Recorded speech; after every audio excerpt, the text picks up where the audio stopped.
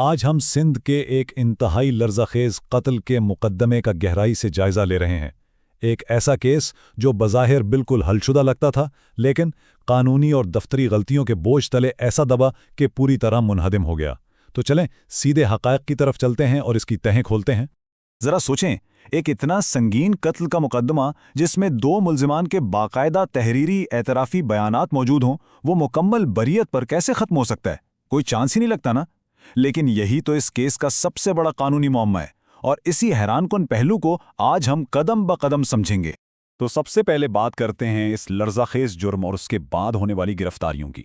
Time line کو دیکھیں تو واقعات کچھ یوں ہیں کہ 9 مئی 2013 کو ایک 8 سالہ معصوم بچہ حسنین اچانک غائب ہو جاتا ہے۔ ٹھیک 3 دن بعد ایک نالے سے اس کی لاش ملتی ہے۔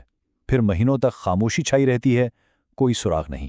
آخرکار 6 سپٹمبر کو پہلی گرفتاری ہوتی ہے، اور پھر 12 ستمبر کو پہلا باقاعدہ اعترافی بیان سامنے آتا ہے۔ اب یہاں ایک بہت پیچیدہ مسئلہ تھا۔ اس ہولناک جرم کا کوئی بھی چشمدید گواہ نہیں تھا۔ ظاہر ہے، جب کوئی ڈائریکٹ گواہ نہ ہو تو پروسیکیوشن کا پورا کیس حالات اور شواہد کی کڑیوں کو جوڑنے پر کھڑا ہوتا ہے۔ تو اس کیس کا سارا دار و مدار صرف 2 چیزوں پر تھا: واقعاتی شواہد اور ملزمان کے وہ اعترافات جو انہوں نے حراست کے دوران کیے۔ اب ذرا ان عدالتی اعترافات کی طرف آتے ہیں، جنہیں قانون کی زبان میں دفعہ 164 کے بیانات کہا جاتا ہے۔ اگر آپ سوچ رہے ہیں کہ یہ دفعہ 164 کا بیان کیا ہوتا ہے، تو آسان الفاظ میں یہ ایک رسمی اعتراف ہے جو ملزم پولیس تفتیش کے دوران براہ راست ایک جوڈیشل مجسٹریٹ کے سامنے کرتا ہے۔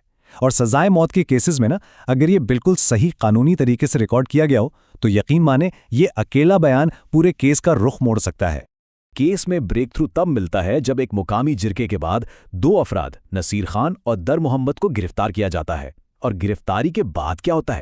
یہ دونوں ایسے بیانات دیتے ہیں جن میں یہ نہ صرف خود کو بلکہ کچھ اور لوگوں کو بھی اس جرم میں ملوث بتاتے ہیں۔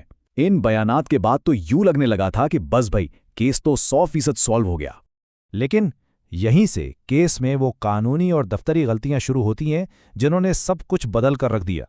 دیکھیں، ہائی کورٹ کے رولز اس حوالے سے بہت سخت ہیں۔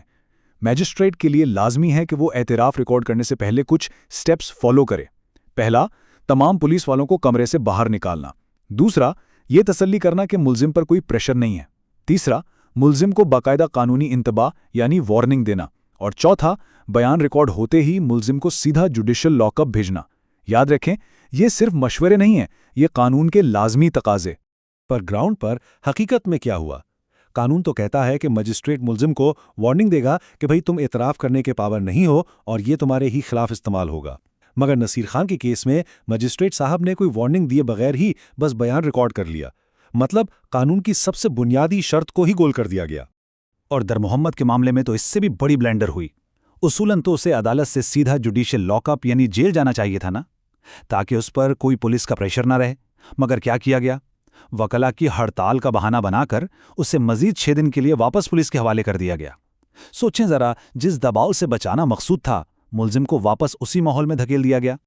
اب یہاں کامن سینس کی بات ہے، جب بنیادی قانونی سیف گارڈز ہی موجود نہ ہو تو آپ اس پورے پروسیس پر کیسے بھروسہ کر سکتے ہیں؟ بالکل نہیں کر سکتے۔ اسی لیے اپیلیٹ کورٹ نے 2 ٹوک الفاظ میں کہہ دیا کہ چونکہ قانونی طریقہ کار کی کھلی خلاف ورزی ہوئی ہے، اس لیے یہ دونوں اعترافی بیانات قانونی طور پر ردی کے ٹکڑے کے برابر ہیں، ان کی کوئی حیثیت نہیں۔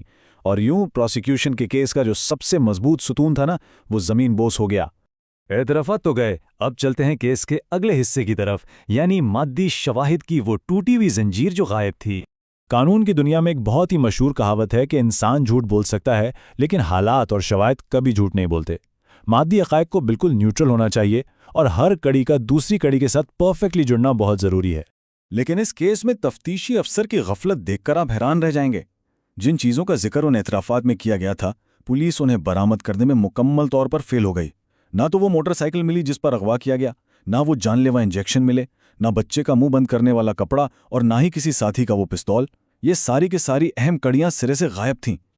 اور اس سے بھی زیادہ شاکنگ بات بتاؤں، پولیس نے اس فلیٹ کا کبھی دورہ ہی نہیں کیا جہاں مبینہ طور پر اس معصوم بچے کو اغوا کر کے رکھا گیا تھا۔ مطلب یہ چیک کرنے کی زحمت ہی نہیں کی گئی کہ آیا ملزمان کا اس بلڈنگ سے کوئی تعلق تھا بھی یا نہیں، کیا وہ واقعی وہاں رہتے تھے۔ یہ تفتیش میں ایک اور اتنا بڑا جھول تھا جس نے شواہد کی زنجیر کو مزید ٹکڑے ٹکڑے کر دیا۔ بات یہیں ختم نہیں ہوتی۔ وہ جو 2 بیانات مسترد ہوئے تھے نا، ان میں آپس میں اتنا تضاد تھا۔ در محمد کہہ رہا تھا کہ جان لیوا انجیکشن فلیٹ میں پہلے سے موجود تھے، جبکہ نصیر خان کا دعویٰ تھا کہ ساتھی ملزمان وہ انجیکشن بعد میں لے کر آئے۔ اب اتنے بنیادی حقائق پر یہ ٹکراؤ صاف ظاہر کرتا ہے کہ یہ بیانات ایک دوسرے کو بیک اپ کر ہی نہیں رہے تھے۔ تو پھر آخر میں فیصلہ کیا ہوا؟ اب بات کرتے ہیں شک کے فائدے اور عدالتی فیصلے کی۔ 0، جی ہاں 0۔ اس پورے مقدمے کی ایک اور المناک حقیقت یہ ہے کہ اس کیس میں 0 پوسٹ مارٹم کیے گئے۔ اس بچے کی موت کیسے ہوئی یہ جاننے کے لیے کوئی میڈیکل ایگزامینیشن نہیں ہوا، جس کا سیدھا سا مطلب یہ ہے کہ موت کی اصل وجہ ہمیشہ کے لیے ایک راز، ایک معمہ بن کر رہ گئی۔ اب اگر ہم اس سارے سیناریو کو ایک ساتھ جوڑیں تو کیا تصویر بنتی ہے؟ ذرا دیکھیں، آپس میں ٹکراتے ہوئے بیانات، غائب مادی شواہد، غیر قانونی طریقے سے لیے گئے اعترافات اور پوسٹ مارٹم کا نہ ہونا، ان سب چیزوں نے مل کر استغاثے کے کیس کو ریت کی دیوار کی طرح گرا دیا۔ اور قانون کا بڑا سیدھا سا اصول ہے، جب تک تمام کڑیاں آپس میں نہ جڑیں، جرم قانونی طور پر ثابت ہو ہی نہیں سکتا۔ اور یہی وہ پوائنٹ تھا جہاں عدالت نے وہ طاقتور قانونی اصول بیان کیا کہ اگر ایک بھی واقعہ یا ثبوت کوئی معقول شک یعنی ریزنیبل ڈاؤٹ پیدا کرتا ہے تو اس کا فائدہ ہر حال میں ملزم کو ملنا چاہیے۔ اور یہ کوئی احسان یا مہربانی نہیں ہے، بلکہ اس کا قانونی حق ہے، کیونکہ شک کا فائدہ ملنا ہی کسی بھی انصاف پسند نظام کی بنیاد ہے۔ یہ پورا مقدمہ آخر میں ہمیں سوچنے پر مجبور کرتا ہے اور ایک بڑا اہم سوال چھوڑ جاتا ہے۔